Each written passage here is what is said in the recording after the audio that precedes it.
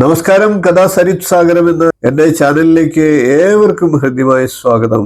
ശ്രീകൃഷ്ണ ഭഗവാന് നിരവധി പേരുകളുണ്ട്. അതിലൊന്നാണ് മുരാരി എന്നുള്ള പേര്. ശ്രീകൃഷ്ണൻ മുരാരിയായ കഥയാണ് ഇന്നത്തെ വീഡിയോയിൽ പ്രതിപാദിക്കുന്നത്. നമുക്ക് കഥയിലേക്ക് കടക്കാം. ശ്രീ മഹാവിഷ്ണുവിന്റെ നാമങ്ങളിൽ ഒന്നാണ് മുരാരി. ശ്രീ വിഷ്ണുവിന്റെ അവതാരങ്ങളിൽ ഒന്നായ ശ്രീകൃഷ്ണൻ മുരാരി എന്നും അതിനാൽ അറിയപ്പെടുന്നു. കശ്യപ മുനിക്ക് മുരൻ എന്നു പേരുള്ള ഒരു പുത്രൻ ഉണ്ടായിരുന്നു. ശക്തനാകാൻ മുരൻ തപസ് ചെയ്യാൻ തീരുമാനിച്ചു. വർഷങ്ങളോളം മുരൻ ശ്രീ ബ്രഹ്മദേവനെ തപസ് ചെയ്തു. സന്തുഷ്ടനായ ശ്രീ ബ്രഹ്മദേവൻ മുരന് അനുഗ്രഹം നൽകി. അദ്ദേഹം മുരന് വരവും നൽകി. യുദ്ധക്കളത്തിൽ ആരെങ്കിലും നിന്നെ സ്പർശിച്ചാൽ ആ വ്യക്തി ഈശ്വരനാണെങ്കിലും ഉടൻ മരിക്കും. ഈ വരം കൊണ്ട് മുരൻ അജയ്യനായി. അവൻ ഇന്ദ്രനെ ആക്രമിച്ചു. തൽഫലമായി മുരനുമായി യുദ്ധം ചെയ്യാൻ കഴിയാതെ ഇന്ദ്രന് സ്വർഗം വിട്ടു പോകേണ്ടി വന്നു. മുരൻ തുടർന്ന് യമനെ ആക്രമിച്ചു. അദ്ദേഹം മഹാവിഷ്ണുവിന്റെ സഹായം അഭ്യർത്ഥിച്ചു.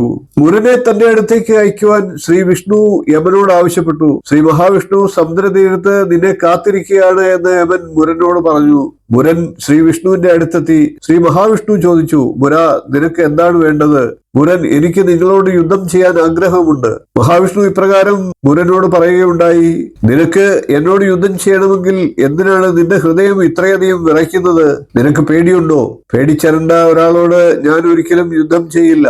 മുരൻ ആശയക്കുഴപ്പത്തിലായി. ശ്രീ വിഷ്ണു പറഞ്ഞത് ശരിയാണോ എന്ന് പരിശോധിക്കാൻ അവൻ തന്റെ ഹൃദയത്തിൽ തൊടാൻ ശ്രമിച്ചു. ഹൃദയത്തിൽ സ്പർശിച്ച ഉടനെ അവൻ വീണു മരിക്കുകയും ചെയ്തു. അന്നു മുതൽ ഭഗവാൻ വിഷ്ണുവിനെ മുരാരി എന്ന് പറയുന്നു. മുര അരി എന്നുള്ള വാക്കാണ് മുരാരി എന്നതായി മാറിയത്. മുരന്റെ അരി, അതായത് മുരന്റെ ശത്രു അല്ലെങ്കിൽ മുരനെ ഇല്ലാതാക്കിയ ആൾ എന്നൊക്കെ അതിന് അർത്ഥം വരും. മുരൻ എന്നത് രാക്ഷസനാമവും അരി എന്നത് ശത്രു എന്നതുമാണ്.